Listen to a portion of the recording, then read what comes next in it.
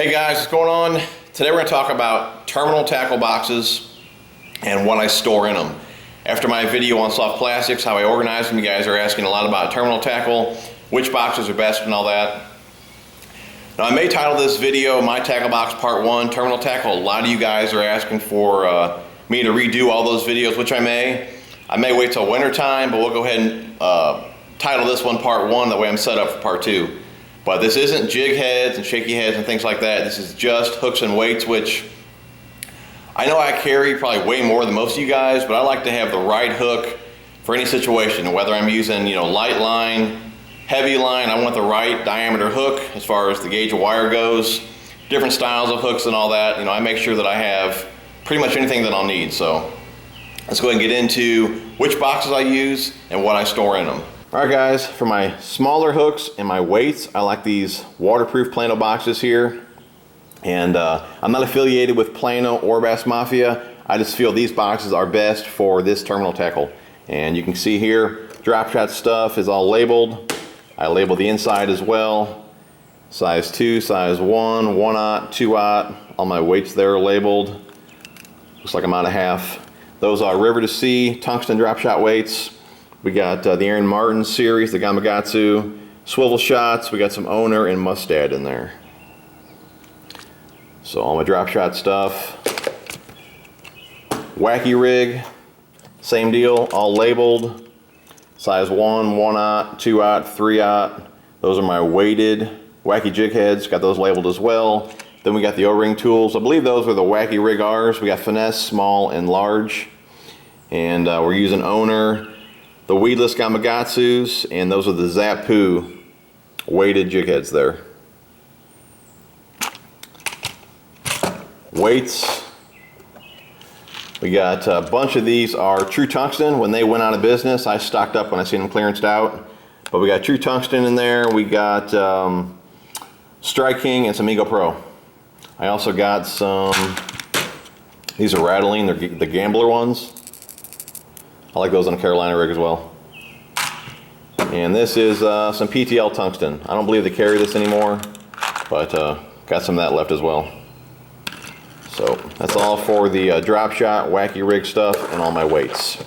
Alright guys, for my other terminal tackle and my Texas rig hooks, I like the Mafia 3700 series coffins. Now these boxes are pretty much indestructible. I mean, you see guys running over these boxes with their truck and their boats. Not that I'm going to run over mine, but it's nice to know if I were to drop one of these boxes, it's not going to break on me and all my tackle go flying out. It's got a waterproof seal, but what I really like about these boxes is the amount of dividers. And you got the same amount in the bottom as you do in the top. So we got 48 spots here to store tackle. The dividers are closer together, like I said, so you can put more stuff in the box, get more organized, and they just work out great for me. I've had my hooks like this in these boxes here for maybe 2 or 3 seasons. It's working out great. I don't plan on switching anytime soon. And you can see here, again, everything's all labeled. And I have a video on my hook boxes, how they're organized. I'll put that video in the description as well. But you can see here, everything's all labeled. And I know what all those abbreviations mean, so it's easy for me. Like Wide Gap Plus, Super Line, Trocar, Heavy Cover, Finesse Heavy Cover. So, like I said, everything's all organized. Give you a quick glance in there. And I normally leave spots in case I want to try out a different hook, and I have to reorganize the box. There's a spot there, like you'll see here, like I got them labeled 1/0, 2/0, 3/0. There's spots in each section for more hooks for that size. And I got this box labeled here, like 1/0 through 4/0. This one is also labeled, let's see here, 4/0 through 7/0. So I got 4/0s in both boxes, but the ones in this box here are the ones that I use more often. So if I'm just doing a standard Texas rig, something like that, I know to go to this box. More of my specialty hooks is in this box as far as 4/0s go. But again, same deal. All labeled. A lot of swim bait hooks and things like that in here. My monsters. Like I said, swim bait hooks. Things like that. And I also use, you guys ask about this as well, I use these Bullfrog rust blockers. I just stick them on my boxes. I've never had rust in these boxes. Again, I don't put stuff though away wet either. I let everything dry out and then I put it away, so that's definitely going to help out. But that's what I use there. And as far as the other terminal tackle, I get asked all the time what I bring in my box, so we'll kind of go through everything in there. And guys, too, the way I do things, this is not ideal for a bank fisherman. I mean, it's just way too much stuff. I only bring this much stuff and have it organized in many different boxes because I have the room in my boat. So if I had a smaller boat or I was a bank fisherman, I would not do it like this. I only do it like this because I have the room. So keep that in mind as well. But terminal tackle, and you guys asked too, do things come over the compartments or they go under the compartments? I did have an issue with split rings going underneath, and I have a video on this. You guys can see I have a little piece of tape on the corners because split rings would go through the bottom corner there and go from one compartment to the next. So a little piece of tape fixed that, and they did roll over, but I got a piece of this matting up here. That's what Gene Jensen uses as well. That's just like a mat for your drawers in your kitchen, things like that. It's like a liner. Like a drawer liner, I think that's what they call it. Picked up at Walmart, I got a roll of it, real cheap. And it's not glued on there, to be honest. I just stuck it on there, and it sticks. So whatever, I don't know how it's sticking on there, but it's not glued, but it's never come off. I just laid it on top of the box, closed the lid, and it's always just stuck on there. So anyways, in this box we have some brass Carolina rig weights. It's a 1/2 ounce, I believe there. I usually don't go any lighter than half on a Carolina rig. Any lighter, then I'll go to like a quart or something like this, but I'll do like a Mojo rig, just something lighter, or a split shot rig. But Carolina rig, you know, usually a 1/2 ounce or above. Then we have, what we got here? These are the Norman speed clips. I got a video on these. They're stuck together. Let me get another one here. Norman speed clips. I got a video on those. I'll put in the description. Oval split rings. I usually cut the tags off stuff there, so I got my sizes, if I can see it now. Yeah, they're all marked. Size 2, I guess size 1, size 3. Those are the oval split rings. Then we got my owner split rings in there. These are my favorites. A few different sizes in there. Then we got some swivels. I believe those are the Spro power swivels, really small for the strength that they have. Got some bigger swivels in here. Carolina rigs and flukes and things like that. Let's see here, swivels and snaps together.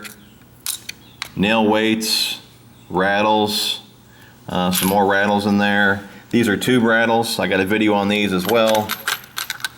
You shove these inside the tube and you can Texas rig it. And like I said, that stays inside the tube. Got a rattle. Then we have I forget what you call these, bell sinkers, I believe. When I make a little, what do they call those things? Jig rig or something like that. I used to use an O-ring or a split ring and one of these and put that on the eye of a Texas rig hook. I believe they call that a jig rig. These are the weights that I use for my spinner baits, things like that, to make them a little bit heavier. If I like a 1/4 ounce frame, I want to make it heavier, I'll just clamp this down on the shank of the hook. I got a video on that as well, I believe. Some smaller sizes, look like I'm about out of those.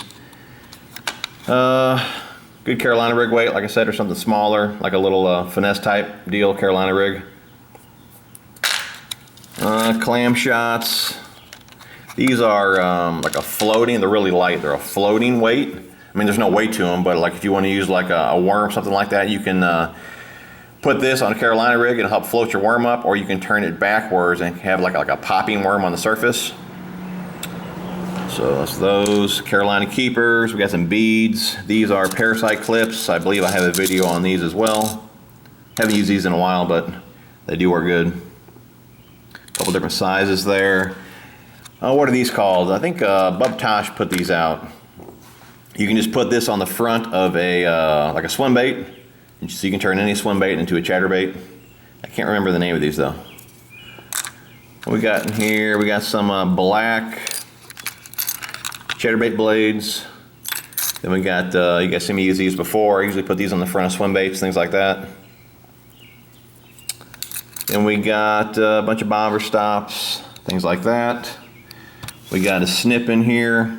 These are T-stops, we got a couple different sizes. You can use these to peg your weight, but what's nice about these is you can do it after you're already rigged up. So if you're cruising the banks, you decide you want to peg it, you can use one of these and without having to retie. You stick it up in the weight, pull it through, and then you cut off either end. And there's two different sizes in here depending on how big the weight is. So Got to keep my bait buttons in here, 2 different sizes. I got videos on these. Then we got these. I haven't used them in a long time. I don't even remember the name of them. These, you stick these, once you have your Texas rig rigged up, you stick this through the plastic and through the eye. Oh, I'm out of view there. You stick that through the plastic and through the eye to keep it from sliding down. I haven't used those in a while. Then we got some hitchhikers in here, and these are the owner ones. Same type of deal. So, I'm not sure if I was in view for everything, so let me give you a quick scan. It's the owner ones, more hitchhikers.